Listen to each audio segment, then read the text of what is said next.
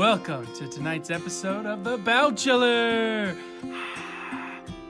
One very healthy, conscious man, 5 women with very diverse gut flora. Who will he choose? It all happens right now on the Bowel-chelor. So, Keith, what kind of woman are you hoping to find here tonight? Well, I really think the most attractive quality a woman can have is really healthy gastrointestinal and gastrourinary health. So I hope they can be open enough with me, be vulnerable, and share with me their habits and practices for those two systems. I think that you might be in luck. There's a real chance that these women here tonight are going to have some great tips for you, as well as a chance to find love. Would you be open to changing any of your own habits tonight? Ooh, I mean, if they're persuasive, like they cite all their sources, I think I might, Mike. I really might. Okay, well, then let's not delay any longer. Let's learn a little bit more about some of our ladies here tonight. Sounds good. Why do I want to be on the Bowel-chelor? Well, bowel health is really important to me. I've been taking care of my grandma since she was like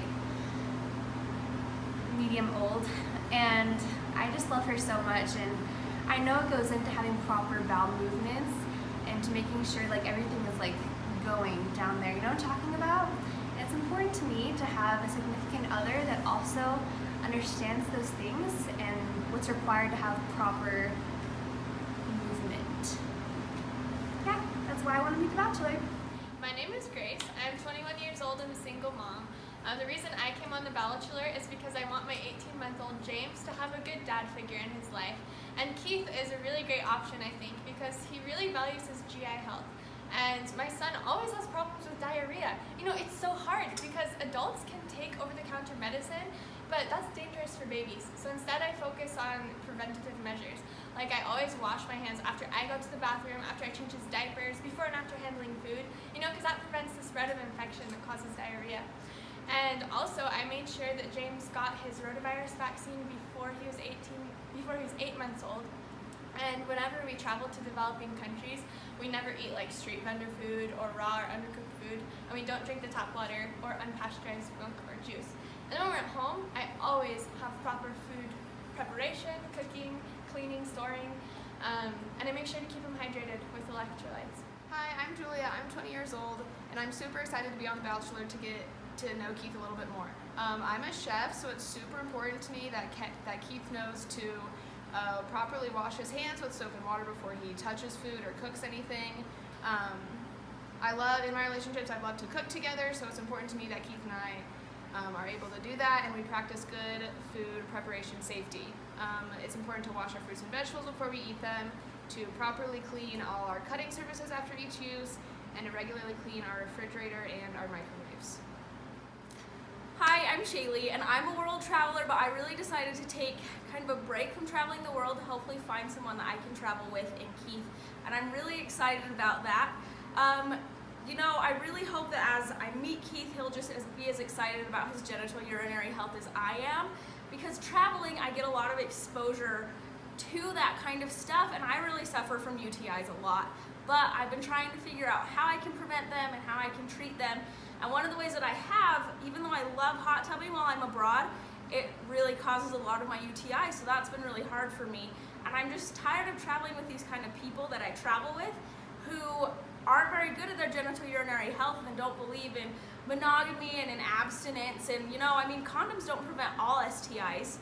And if you have any signs and symptoms of an STI, it's really important to meet with your primary care provider. I just started seeing my provider yearly to have a pap smear since I'm 21, and also to have a pelvic exam, and that's really important. So I just really hope that Keith is as excited about his genitourinary health than I am, and we can travel the world together and learn the importance of our genitourinary health. So Lizzie, tell us a little bit about yourself. I'm Lizzie, and I really like dogs. I'm a proud owner of 4 English Bulldogs. Last summer, my English Bulldog Yuba was diagnosed with colorectal cancer, and this was really hard for me. It took a toll on me, and I got really worried that I was also gonna get colorectal cancer because I didn't know anything about this until Yuba got diagnosed. And so I went to my doctor and was asking all these questions about it, and the doctor told me that once I turn 50, I should get a screening for colorectal cancer. So at age 50, my doctor said that I would need to get a screening every 5 years, but unfortunately, if you have family history, you have to go at age 40, and since Yuba now has had it, I need to go at age 40. So I'm gonna have to start going every 5 years at age 40 to get screened for colorectal cancer. And he also told me just like some other like things that I could do to prevent colorectal cancer. And he said to reduce like the intake of animal fats and red meats, and increase fruit and vegetable intake, and increase physical activity, and try to maintain a healthy weight, and avoid smoking. And if you have type 2 diabetes, sometimes that can put you at a higher risk for colorectal cancer. And some signs, he said, like this is how I noticed in Yuba. He had like a change in bowel habits, and I was really concerned, so I took him to the vet. And so that's one of the signs. And then there can also be bleeding, rectal bleeding or blood in stool, and unexplained abdominal pain. And so that's about me and my dogs and my story, and I really think I am a great contestant because I know so much about colorectal cancer. Keith, I'm so excited to finally get a chance to talk to you and get to know you better, but I have something that I kind of wanted to ask you. Okay. How do you feel about genitourinary health? Oh my gosh, I'm actually so glad you asked about that, because a lot of people forget how important it is to do self-examinations for breast and testicular cancer. It's Oh really my important. gosh, I totally agree. So many people don't know about that. And I also like to remind people of the HPV vaccine that you can get. Routinely, you usually get it when you're like 11 or 12, but if you're a female, you can get it anywhere from 13 to 26 years old, and if you're a guy, you can get it from 13 to 21. Oh man, that's awesome. That's so true. I really wish that more people were more aware of how to maintain their GU health. I agree. Can I have a moment? Yeah. Hey, How are you? good. Good. So tell me a little bit about yourself. What do you like to do? Oh, I don't do much. Nope, I just worry a lot about my grandma. Oh, that's really sweet. How's she doing? She doing well? Well, her bowel isn't doing so hot. Oh my gosh, that's really hard. Well, you know, it is really important to treat bowel disease and really prevent bowel disease especially. Yeah, it is. Tell me about it. Especially, it's difficult in older adults, especially because like things kind of go downhill as you get older, right? Especially older adults with cognitive impairment. Like my grandma, it's hard for her to remember regularly when she voids last, like when she used the bathroom last, right? And whenever she's incontinent, we have to take note of any new medications that might affect things like mobility or cognition or voiding. We make sure Granny is allowed to participate in her self-care as much as possible though. Like, can you imagine what it'd be like to be old and never even be a part of your own daily hygiene? The worst. It would be humiliating. Yeah, that'd be bad. Super. We get each other so well. Yeah. Yep. And I can make sure that Granny does her pelvic exercises every day. Her what now?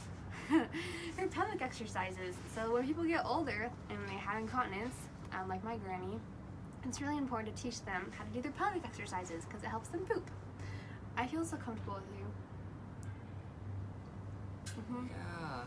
Yeah, me too. Oh, I remembered something else. Another reason why I really worry about my granny is that she sometimes needs to use the bathroom during the night. We make sure she doesn't drink a good 2 hours before she goes to bed. But other times of the day, we actually encourage her not to drink. You see, the sensation of thirst decreases with aging, but hydration is important for bladder health. I am just so glad that Granny isn't a guy. Yeah, me too. Yeah, seriously. Elderly men have an even worse problem. See, they can't void as well as women sometimes because they have urinary retention that is related to prostate enlargement. which ladies obviously don't have because they don't have prostate, right? So she's so lucky. Wellness thing to worry about. Yeah. Oh, hey, look, it's somebody else. Guess we'll move on. Okay. Hi Keith, I'm super excited to be here and get to know more about you. Oh my gosh, I'm so glad to be here too. Tell me a bit about yourself. Okay, so I'm a chef and I'm super excited to, hopefully we'll get to like cook together. That's like my favorite thing to do in relationships. So what do you know about like preventing foodborne illnesses? Well, I know that it's like really important to wash your hands really well and use dish rags regularly. Yeah, you're right. Did you know that we have to like keep our refrigerators and freezers at certain temperatures? I figured that was a thing, I just don't know much about it. Yeah, so actually our refrigerator should be set to about 40 degrees Fahrenheit and our freezer should be set to 0 degrees Fahrenheit.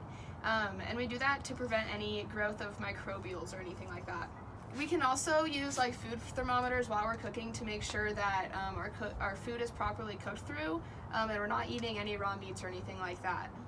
We need to be sure that we only keep leftovers for up to 2 days and to not eat any improperly canned foods. Do you think that you could follow all of these guidelines? I don't see why I couldn't. That sounds really great. I'm so glad you know so much about all this. Yeah, me too. It was great that we had this conversation. Yeah. You know, Keith, I had a great time last night. Me too. Good. Something I really liked was your habits for healthy bowel elimination. And you know, the other day my son, he had problems with constipation, and I think you've taught me a lot of things that I can implement in the future. So like from now on, my son and I will exercise regularly, drink plenty of fluids, and eat enough fruits, vegetables, and fiber. And also, we won't overuse laxatives or constipation-causing medicine, and we'll establish a regular elimination schedule. Thanks so much, good. Keith. Anytime, Grace.